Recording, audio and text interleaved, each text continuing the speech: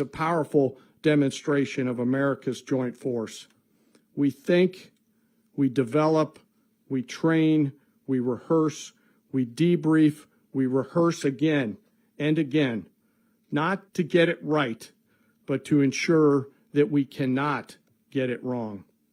Our jobs are to integrate combat power so when the order comes, we can deliver overwhelming force at the time and the place of our choosing against any foe anywhere in the world.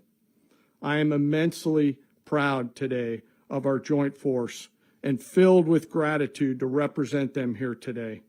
There is simply no mission too difficult for these incredible professionals and the families that stand by them and support them. As we stand here this morning, our forces remain in the region at a high state of readiness, prepared to project power, defend themselves, and our interests in the region. This operation is a testament to the dedication and unwavering commitment to justice and our resolve to hold accountable those who threaten peace and stability. In closing, I want to express my heartfelt gratitude to the brave men and women who executed this mission. Their courage and tireless commitment to our nation are what makes us strong.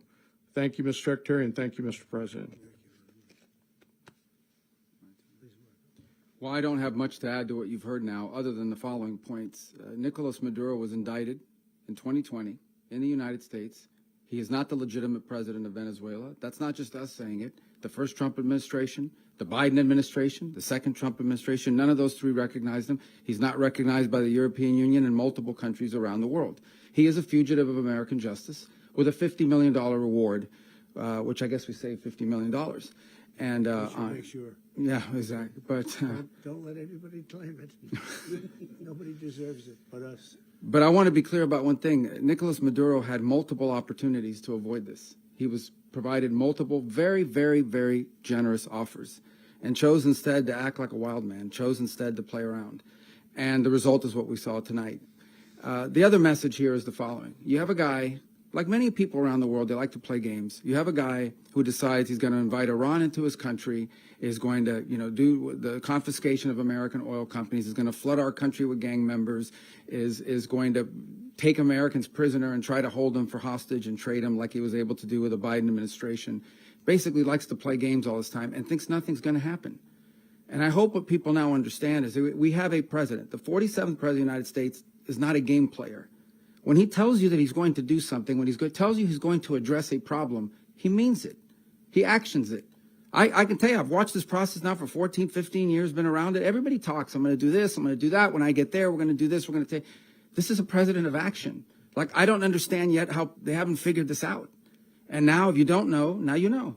Because this is the way it's going to play out. And I think people need to understand that this is not a president that just talks and does letters and press conferences. And, if he says he's serious about something, he means it. And this is something that was a direct threat to the national interest of the United States, and the president addressed it. There's a president of peace, by the way. I told you what I just said earlier. This guy had multiple opportunities to find his way somewhere else and figure out another. He could have been living somewhere else right now, very happy, but instead he wanted to play big boy. And so now, he's got other sets of problems on his hands. And but I think that the message here should be for the world. Look, the president doesn't go out looking for people to pick fights with. He's not generally wants to get along with everybody. We'll talk and meet with anybody, but don't play games. Don't play games with this president's in office, because it's not going to turn out well. And so I hope that, I guess that lesson was learned last night, and we hope it'll be instructive moving forward. Is that a message for Cuba, Mr. President? Mr. President. Please. Well, we're going to be running it with a group, and we're going to make sure it's run properly. We're going to rebuild the oil infrastructure, which will cost billions of dollars. It'll be paid for by the oil companies directly. They will be reimbursed for what they're doing, but that's going to be paid. And we're going to get the oil flowing the way it should be. As you know, it was just a minor flow. It was actually a minor flow for what they have. But we're going to run it properly, and we're going to make sure the people of Venezuela are taken care of.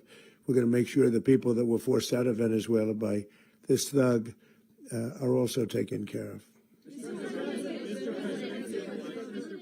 President, does the U.S. running the country mean that U.S. troops will be on the ground? How will that work? Well, you know, they always say boots on the ground. Oh, so we're not afraid of boots on the ground if we have to have. We had boots on the ground last night at a very high level, actually. We're not afraid of it. We don't mind saying it, but we're going to make sure that that country is run properly. We're not doing this in vain. This is a very dangerous attack. This is an attack that could have gone very, very badly. Could have gone very badly. We could have lost a lot of people last night. We could have lost a lot of dignity. We could have lost a lot of equipment. The equipment is less important, but we could have lost a lot. And we're going to make sure that this is proper. We're there now. We're ready to go again if we have to. We're going to run the country right. It's going to be run very judiciously, very fairly. It's going to make a lot of money. We're going to give money to the people. We're going to reimburse people that were taken advantage of. We're going to take care of everybody. It's very important. We couldn't let them get away with it. You know, they stole our oil. We built that whole industry there, and they just took it over like we were nothing. And we had a president that decided not to do anything about it. So we did something about it. We're late, but we did something about it. Yeah, please. Mechanism by which you're going to run the country? Are you going to designate a U.S. official Yes, to yes. coordinate? It's Can you all just being unpack that? done right now. We're designating people. We're talking to people. We're designating various people, and we're going to let you know who those people are. Would run Venezuela. Well, it's largely going to be for a period of time the people that are standing right behind me. We're going to be running it. We're going to be bringing it back. It's a dead. You know, I talk about a dead country. A year and a half ago, we were a dead country. Now we're the hottest country anywhere in the world. We're a country doing better than any country anywhere in the world. And it required leadership. Venezuela has a lot of bad people in there, a lot of bad people that shouldn't be leading. We're not going to take a chance that one of those people take over for Maduro. So you can look at, and others. We have fantastic people, including people in the military. So we're going to have a group of people running it until such time as it can be put back on track, make a lot of money for the people, and give people a great way of life, and also reimbursement for people in our country that were forced out of Venezuela. Rubio would be. You said earlier today that you weren't going to back Machado to come back and be the opposition leader in your Fox and Friends interview. And then you also mentioned the vice president of Venezuela. Are you going to work with the vice president of Venezuela, or how do you foresee the relationship Well, I going? understand she was just sworn in, but she was, as you know, picked by Maduro. So Marco's working on that directly. He just had a conversation with her, and she's essentially willing to do what we think is necessary to make Venezuela great again. Very simple. Mr. President, Colombian President Gustavo Petro, a couple weeks ago, he said he's got to watch his ass. And today, he said he's not concerned about anything happening to him in the aftermath of this operation. So, just what your message is Well, about he that. has cocaine mills. He has factories where he makes cocaine. And yeah, I think I stick by my first statement. He's making cocaine. They're sending it into the United States. So he does have to watch his ass.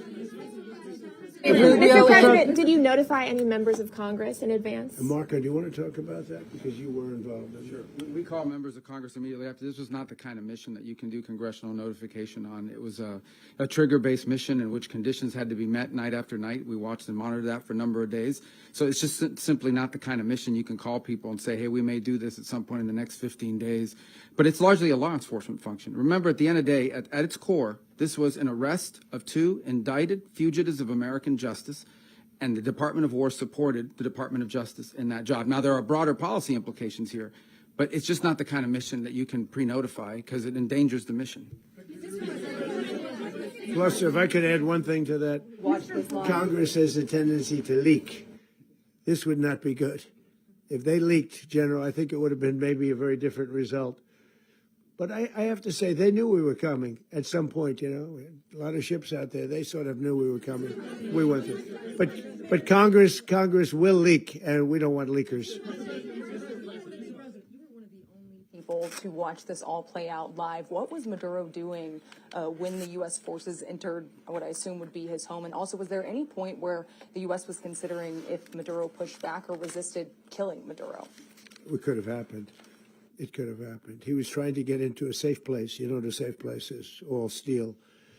And he wasn't able to make it to the door because our guys were so fast. They went through the opposition so fast. And there was a lot of opposition. You know, people were wondering, do we get them by surprise? Sort of surprised, but they were waiting for something. It was a lot of opposition. There was a lot of gunfire. You saw some of it today. But he was trying to get to a safe place, which wasn't safe because we would have had the door blown up in about 47 seconds, they say on average, regardless of how thick the steel was. It was a very thick door. It was a very heavy door, but he was unable to get to that door. He made it to the door. He was unable to close it. Go ahead, finish. Going to be in the time being right now? Do you know his exact Well, whereabouts? eventually, ultimately, in the near future, he's going to be brought to New York. And where is he going to be held? Where is he going to be held in New York? Do you know? That's going to be up to the officials that do these things. Mr. President, the U.S. has something of a mixed track record of ousting dictators without necessarily a plan for what comes afterwards. Not with Did me. that weigh on your decision? Well, that's when we had different presidents, but with me, that's not true. With me, we've had a perfect track record of winning. We win a lot, and we win. If you look at Soleimani, you look at al-Baghdadi, you look at the Midnight Hammer. Midnight Hammer was incredible. Right now, you wouldn't have peace in the Middle East. We have essentially peace in the Middle East because of that. If we weren't successful with Midnight Hammer, you wouldn't have peace in the Middle East. So, with me, you've had a lot of victory. You've had only victories. You've had no losses. Yeah. How long do you expect the U.S. to run Venezuela, and how soon do you want Venezuelan people to hold elections? So I'd like to do it quickly, but it takes a period of time. You know, we're rebuilding. We have to rebuild their whole infrastructure. The infrastructure is rotted. It's actually very dangerous. It's blow-up territory. Oil is very dangerous. It's a very dangerous thing to take out of the ground. It can kill a lot of people. It has killed a lot of people doing just that. The infrastructure is old. It's rotted. Much of it is stuff that we put there 25 years ago, and we're going to be replacing it. And we're going to take a lot of money out so that we can take care of the country. Yeah. Are you saying that Secretary Rubio and Mr. President, China, Russia, and Iran have interests in Venezuela. How does this operation affect your relationships with them when it comes to the oil and China drugs? and Russia, Russia when we get things straightened out. But in terms of other countries that want oil, we're in the oil business. We're going to sell it to them. We're not going to say we're not going to give it to them.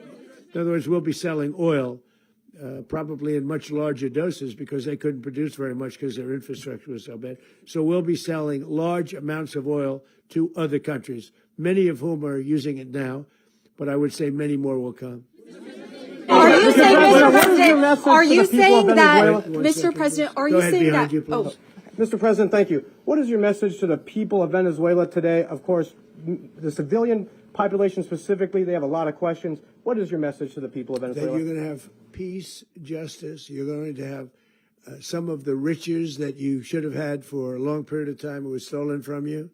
But you're going to have peace and you're going to have safety. You're going to have justice. You're going to have a country. You're going to have a real country. You're going to have potentially a great country. You know, if you go back 20 years, maybe even a little longer ago, that was a great country. And they destroyed it. Remember I said that if we lose this election, the United States will be Venezuela on steroids. That's what would have happened.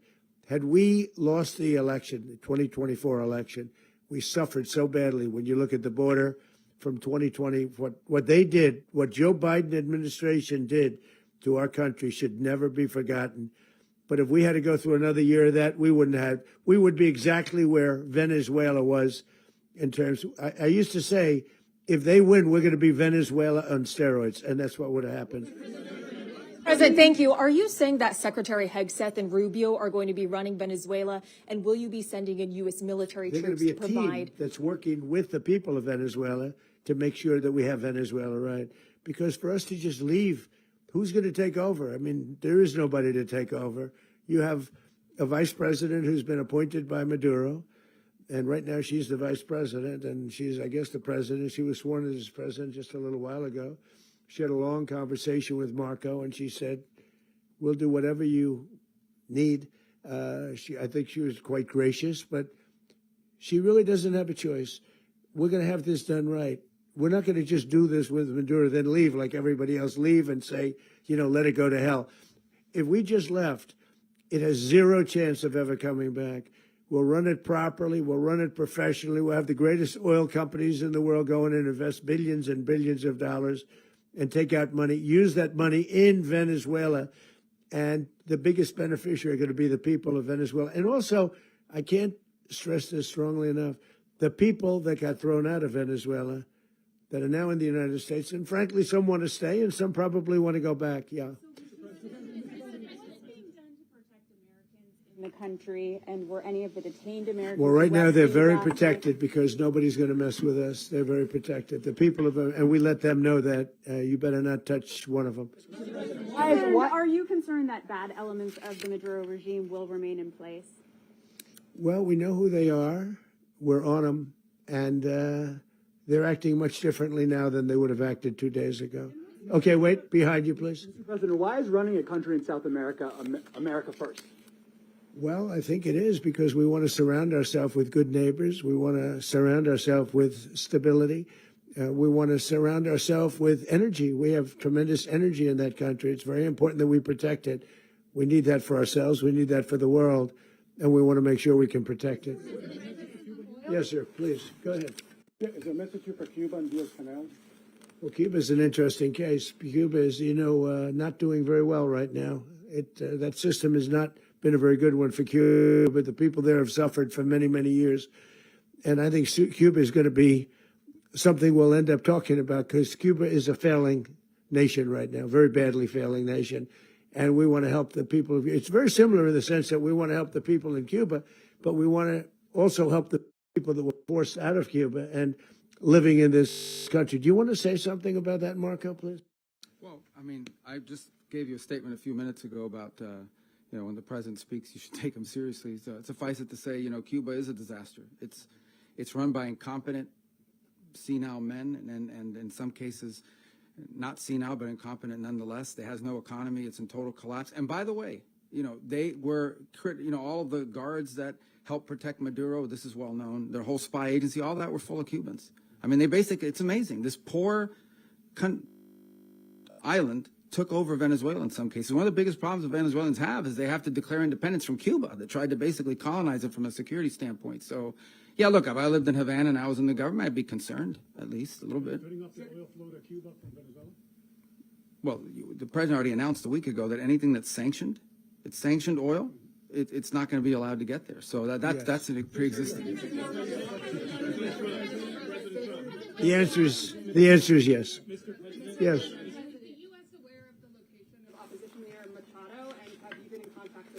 No, we haven't. No, we haven't. Mr. President, on Monday. Oh, I think it would be very tough for her to be the leader. She doesn't have the support within or the respect within the country. She's a very nice woman, but she doesn't have the respect. Mr. President, is it possible that the U.S. ends up administrating Venezuela for years? Well, it won't cost us anything because the money coming out of the ground is very substantial. So it's not going to cost us anything. We will. Well, we want safety there. We want to be surrounded by countries that aren't housing all of our enemies all over the world. That's what was happening, and you don't want to have that. But we're going to be rebuilding, and we're not spending money. The oil companies are going to go in. They're going to spend money. We're going to take back the oil that, frankly, we should have taken back a long time ago. A lot of money is coming out of the ground. We're going to get reimbursed for all of that. We're going to get reimbursed for everything that we spend. So it's going to be a very important. This is a very big evening that took place last night. We have to be surrounded by safe, secure countries, and we also have to have energy. Very important. We have to have energy that's real energy, not where they're getting 4% and 5% of the energy out of the ground. You take a look. It was such a disaster. So what's going to happen with Venezuela, I think, over the next period of a year, is going to be a great thing, and the people of Venezuela will be the biggest beneficiaries. Going to send in U.S. military. Mr. President, thank you. What did you last speak to Maduro about when you spoke? And is the Well, US I don't want to get war into with the Venezuela? conversations, but I did have conversations with him, and I said, you got to surrender. And I actually thought he was pretty close to doing so, but now he wished he did, yeah. You said that Maduro is responsible for drug trafficking. You recently pardoned the former president of Honduras, who was convicted of many drug trafficking. Can you explain how these two situations are Well, different? And would you ever pardon Maduro? I endorsed, as you know, the winning president, the man who won in Honduras. I endorsed the man who won in Chile. I endorsed the man who won in Argentina. And we are doing very well with that whole group. What the man that I pardoned was, if you could equate it to us, he was treated like the Biden administration treated a man named Trump. That didn't work out too well for them. This was a man who was persecuted very unfairly. He was the head of the country. He was persecuted very unfairly. And there are a number of them. And we felt that it was a very unfair situation that happened to him. He's also a party member of the man who won. So obviously the people liked what I did. And one of the reasons that was done is because of the fact that the party in power felt very strongly that that man was treated very badly. I studied it very quickly, and then I studied it in great detail. I went to a lot of the people standing behind me, and they felt that that man was persecuted and treated very badly. That's why I gave him a pardon. You referenced boots on the ground earlier. Can you just sort of button this up? Do you envision the U.S. military having a presence in Venezuela as the U.S. runs that Well, country? no, we're going to have a presence in Venezuela as it pertains to oil, because we have to have, we're sending our expertise in. So you may need something, not very much. But no, we're going to be taking out a tremendous amount of wealth out of the ground. And that wealth is going to the people of Venezuela and people from outside of Venezuela that used to be in Venezuela. And it goes also to the United States of America in the form of reimbursement for the damages caused us by that country. So I want to thank you all very much. Thank you. Do you have one? Yes, please. You were so nice before. I'm going to give you the final question. Go Thank ahead. you, Mr. Unless it's a President. bad question, in It's which about case I'll Putin. go one word. It's about who? It's about Putin, if you want. About Putin. Well, that's Okay. always nice You had to a talk phone- about Putin. You had a phone call with him Yeah. on Monday. Did he talk at all about Maduro? Did y'all talk about this? No, we didn't. And We then- never spoke about Maduro. Are you mad at him right now? I mean, there's this I'm not intelligence. thrilled with Putin. I'm not thrilled with Putin. He's killing too many people. I thought that would be so. I settled 8 1/4 war. You know what the 1/4 was? Thailand and Cambodia. I did it again. They broke out, and I did it in about 5 hours, and I settled it. I'm giving myself 1/4, so I'm up to now 8 1/4. In other words, I settled the war, but then they broke out. They had a pretty bad breakout over the last 4 days. I got them to go back to peace. So I only give 1/4. I thought the easiest one would be, one of the easier ones would be Russia, Ukraine. It's not. And they both have done some pretty bad things. And look, that's Biden's war. That's not my war. But I want to stop the lives. Did you see where last month, 30,000, it was 27,000 the month before. 30,000, mostly soldiers, were killed this last month. 30,000. I want to stop that. You know, I got NATO to pay 5% instead of the 2% that they weren't paying. They weren't paying 2, now they pay 5. And we send them a lot of munitions. We send them a lot of things, missiles and various other things, a lot. And they pay. The United States is not losing money. We're probably making money on that. It's the last thing I care about. I just want to stop all those people. We're losing 25, 30,000 human beings. They come from 2 places that are very far away. But if I can stop, because it's something I've been pretty good at doing, deals, I guess. It's all a deal. Life is a big deal. But if I can stop that war and stop 30,000 young people, in addition to the fact that people are being killed in Kiev, people are being killed in other cities throughout, you know, a much smaller number, but they're being killed, viciously killed.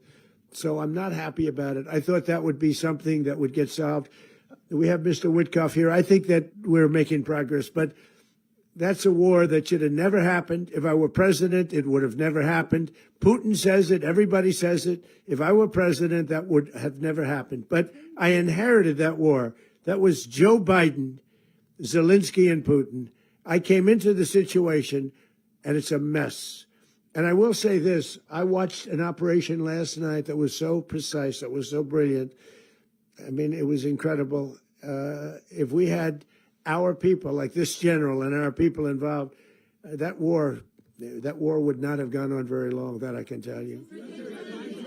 That war, to use an old term, that war has become a bloodbath, and we want it to get stopped. Thank you very much, everybody.